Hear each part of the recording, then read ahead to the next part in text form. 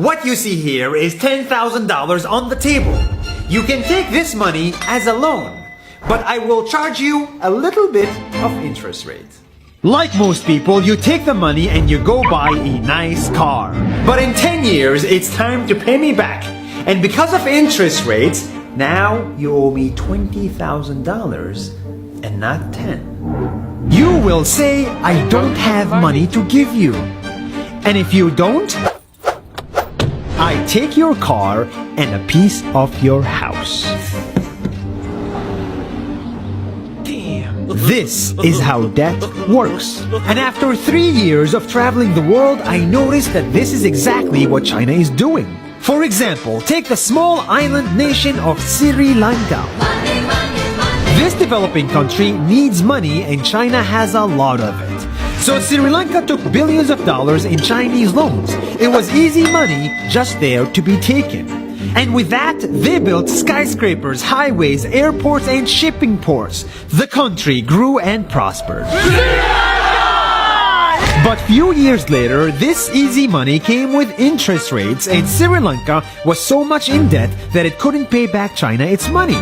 And the only way out was to give China control of what they had built.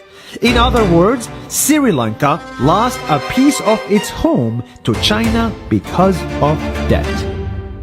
This is the Chinese money trap. And it's a real thing I saw all over the world. In Papua New Guinea, I saw $2 billion in loans given by the Chinese to build skyscrapers, infrastructures, and ports. But there is no way this remote developing country can pay it back or its interest rate, and the only way out is to give China control of the country. In the Maldives, Pakistan, Malaysia, Laos, Kazakhstan, Mongolia, Egypt, Kenya, and South Africa,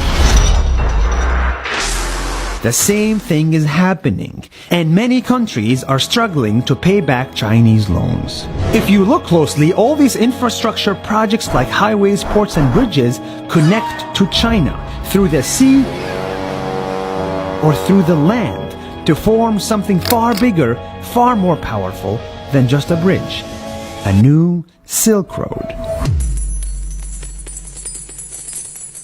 The world is already made by China, and I think slowly it will be owned by China. Don't get me wrong, building bridges, ports, highways, and airports is a great thing for the people and the country, but they come at a very high cost. And when these countries can't pay back the loans, these countries will lose their homes. One thing my parents had taught me is that there's no such thing as a free lunch or a free ride. So if we're not careful with our money or other people's money, then we better start learning Chinese. 下周见。